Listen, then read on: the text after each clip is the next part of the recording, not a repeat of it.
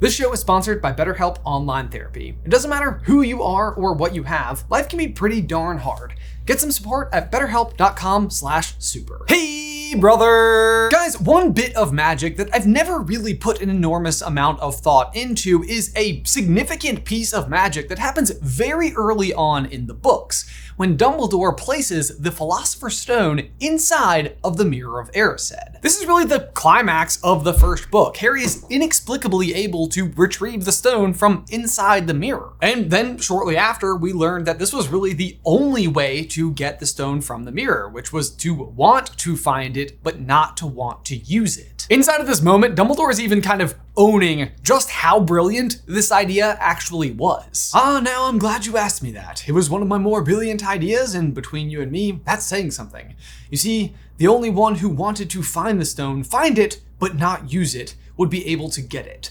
Otherwise, they just see themselves making gold or drinking elixir of life. My brain surprises even me sometimes. By the way, and I just found this interesting while we were researching for this video, but did you know that the last chapter of this book is only 20 pages long and starts with Harry finding Quirrell inside of the chamber? In this one chapter, he learns that, meets Voldemort, gets the stone, kills Quirrell, he explains everything to Ron and Hermione, and then Dumbledore comes in and explains everything to him, and then Dumbledore cheats Slytherin out of the House Cup, and Harry gets on the train to go home. All of that in one chapter. 20 pages. Anyway though, despite Dumbledore's own surprise at his own brilliance, I had never really questioned what it meant for him to put the stone inside of the mirror. Like, what does that even mean? How did he do it? I mean, mostly it's just like, it's Dumbledore, right? If he says he put a stone in the mirror, then he put a stone in the mirror. That's that. But what does that even mean to put something inside of a mirror? Like, if you had broken the mirror, could you get it then? Because I doubt it. I don't think the stone is like physically embedded into the mirror somewhere. So that must mean that in the mirror really means through the mirror. But what on earth is through the mirror? Like some kind of mirror-verse, the land of one's heart's desires? And for that matter, does it mean that the stone is existing in wherever space we see Harry's parents existing in the mirror? Because honestly, I feel like it must. But then again, the question is, how did Dumbledore put it there? Well, today, that is exactly what we are going to try to figure out. Hey, brother!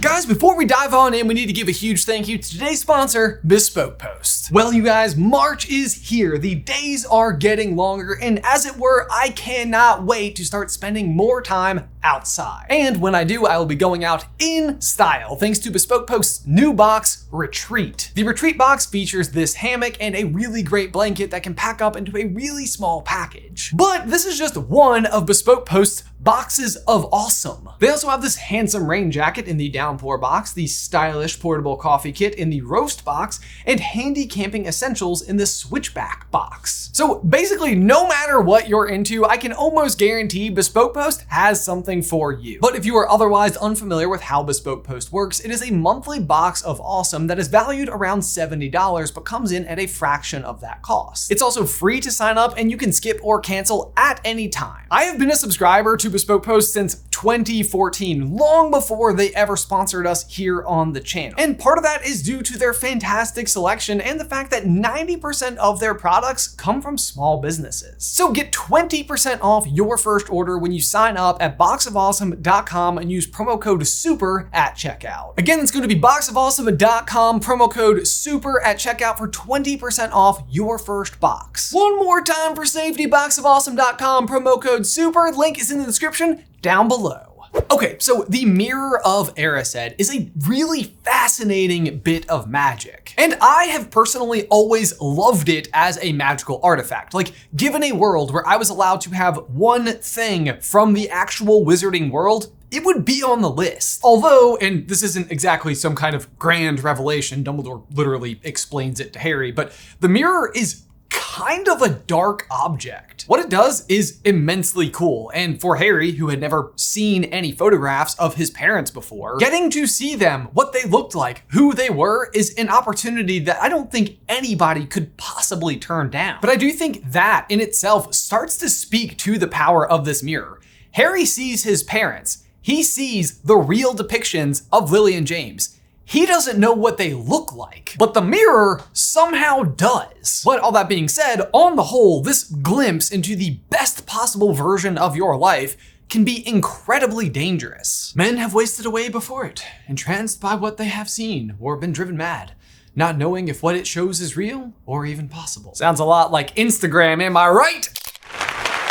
By the way, did you know that we have an Instagram for our office plant? Because we totally do. Anyway though, back to the mirror. The curiosity that I have with it has to do with the power that we learn it has by way of the Philosopher's Stone. Again, what we know though is that what Harry had that Quirrell and Voldemort did not have is this kind of selfless nature as it pertained to the relationship he had with the stone. Only someone who wanted to find the stone, find it, but not use it, could get it. Which, if you think about it, Nicholas Flamel probably wasn't super happy about these terms, because if he did ever need it or want it back, it would probably be to use it, but that's neither here nor there. Kind of like the stone, ayo! Actually, I'm not even entirely sure that makes sense. This is all complicated. We are, after all, talking about an imaginary metaphysical space, so yeah. Either way though, this presents a very fascinating paradox into the powers of the mirror. We know that within the wizarding world, there is such a thing as magic that can provide you whatever you need. Take, for example, the Room of Requirement. This is exactly what it does. It summons or provides everything you need, while also somehow maintaining previous versions or like backups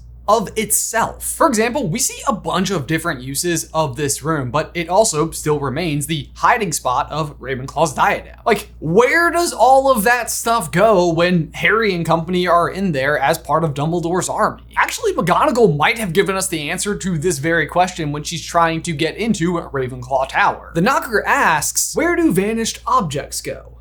Into non-being, which is to say, everything. The non-being. That's what I'm going to call the inside of the Mirrorverse thing. Anyway, that's not really the point. Let me get back to my paradox problem. We know that the magic exists to provide you with anything that you need, and we know that the mirror is capable of storing objects. My question is, could the mirror conceivably provide you with what you are seeing in the non-being, if it was under circumstances that were similar to Harry and the Philosopher's Stone? If you wanted the thing, not to use it, but just for it to be. Could the mirror actually make that happen? Because as a reminder, this is exactly what happens with Harry. As such, yes, I absolutely think it could, but also, no, I don't think it would ever happen. The mirror could give you anything that you saw in the reflection. I believe it honestly has that power. The paradox arrives because it shows you exactly what you want. And if you want it, then you can't have it. This mirror has some real middle child syndrome going on. It's like, you can't have it, but that's why I want it. That being said though, this means that you could never have the relationship with your reflection that Harry does with the Philosopher's Stone. Do you see what I mean? Like, you could picture yourself surrounded by piles and piles of galleons. The mirror could make that happen. It could provide all of those galleons, but only if you purely and absolutely did not want to use them for any reason at all, which would then obviously defeat the reason why you would want them in the first place. You want them to use them, and therefore it cannot give them to you. The mirror can do anything, but never will. But so then I'm sure you're of course wondering, then what was so special about Harry? But I am the chosen one. I'm sorry, Harry, I didn't hear that. Ron, did you hear him? Not me, not Hermione. You! Sorry, I don't know if that'll ever get old for us. But that, Harry is the chosen one, that's the reason, that's why. What's so special about Harry? Literally everything. In fact, Harry does this exact thing, defeating a paradox, more than once. It is the exact same reason that Voldemort did not succeed in killing him in the forest. But I should have died. I didn't defend myself. I meant to let him kill me. And that, well, I think, made all the difference. Only the person who meant to die could have survived. And the only person who is capable of getting the stone is someone who wanted to get it to protect it. Harry just literally and truly is incredibly unique, and that's why he was able to put the mirror to its most powerful use. He was able to get the mirror to gift him the very thing he saw. That being said though, Dumbledore was also able to put the mirror to extremely unique use. He was able to put the stone inside of it to begin with. And his ability to do this had nothing to do with his strength of character. This is something that he readily admits Harry has him beat on. Ron. I only feared that you would fail as I had failed. I only dreaded that you would make my mistakes. I crave your pardon, Harry. I have known for some time now that you are the better man. So his ability to win over the mirror is actually different from Harry's. It had nothing to do with strength of character. It goes back to what Dumbledore originally said. It's his brilliance. Dumbledore figured out how to enter the mirror. Non-being. The non-being. And I believe this is thanks to one of his other most impressive inventions, the Deluminator. So let's quickly give a brief recap of what the Deluminator is and what it is capable of doing. It's one of the very first magical objects we ever see in the story. Dumbledore uses it to turn off all of the lights on Privet Drive when he's delivering Harry to the Dursleys. But it also becomes a very important plot device in Deathly Hallows, where Dumbledore kind of unexpectedly leaves it in his will to Ron. That is a valuable object. It may even be unique. Certainly is of Dumbledore's own design. Why would he have left you an item so rare? Not you, not Hermione, me. No, but to be fair to Scrimgeour, this is a pretty reasonable question, even if it is none of his business. But what we do eventually learn is that the Deluminator is capable of so much more than simply turning off the lights. Which, by the way, is actually a much more significant magical feat than you might expect, but we have an entire video about that if you want to click the card. It, of course, eventually does come to pass that Ron leaves Harry and Hermione during their hunt for the Horcruxes, a decision that he almost immediately regrets, but once he's gone, he has no way of finding them again. Although this wouldn't have actually been that difficult if after he left, Hermione hadn't sworn off saying his name for the next several weeks. And that's important because when she ultimately does say his name, it activates the other very unique power of the Deluminator. When she says it, on Ron's end of things, the Deluminator is activated, creates an orb that travels into his heart, and he's able to travel to exactly where Harry and Hermione are. And this is incredibly important because it's not just anybody that could have done this by saying Ron's name. It had to be Hermione. But why does it have to be Hermione? It's because she is his heart's desire. Do you see where we're starting to connect the dots a little bit here? We know that when Ron looks into the mirror in year 1 with Harry, he sees... Only I'm head boy, and I'm holding the Quidditch cup. I'm Quidditch captain too. Hello, good. Honestly, very reasonable things for an 11-year-old boy to be seeing. But I believe that if Ron looked into the mirror when he was away during Deathly Hallows, the thing that he would see is Hermione. What Dumbledore invented is a device that could take you to what your heart most desires. An invention that he no doubt originally created in his efforts to replicate the powers of the Resurrection Stone, which, in case you may have forgotten, is the Hallow that Dumbledore himself most prized so that he'd be able to return his family. And I know that's very powerful magic that we're talking about. So before you even ask, is Dumbledore even capable of that? I absolutely think he is, especially when you consider the answer he gives Harry when Harry is asking whether or not the tale of the 3 brothers is in fact true. So it's true? All of it? The Peverell brothers? Were the 3 brothers of the tale? Oh yes, I think so. Whether they met death on a lonely road? I think it more likely the Peverell brothers were simply gifted, dangerous wizards who succeeded in creating those powerful objects. In a lot of ways, Dumbledore views himself as a gifted but also dangerous wizard. This is a realization that he himself had and what stops him from ever accepting any more power, like whenever he was offered the post of Minister for Magic. And yet, despite knowing these things, he still falls victim to the Resurrection Stone when he finally has it in his possession. He puts on the Peverell ring, that is a Horcrux, because he knows what it actually is. But in doing so, he is inflicted with the curse that is slowly killing him all throughout Half-Blood Prince. And to me, I think that's more than enough evidence to suggest that Dumbledore would have gone to great lengths to find a way to return his family. And the way that he did this was by creating the Deluminator. The problem for Dumbledore, though, is just what he sees when he looks into the Mirror of Erised.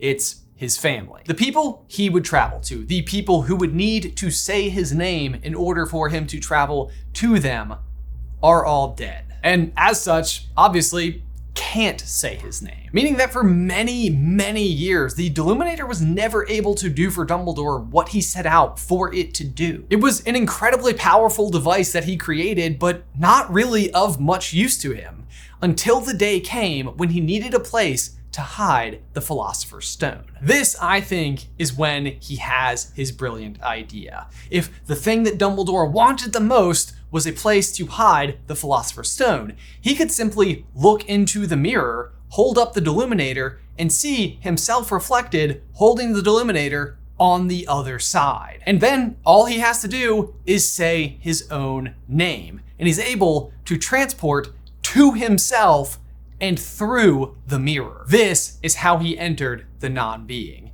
This is how he hid the stone.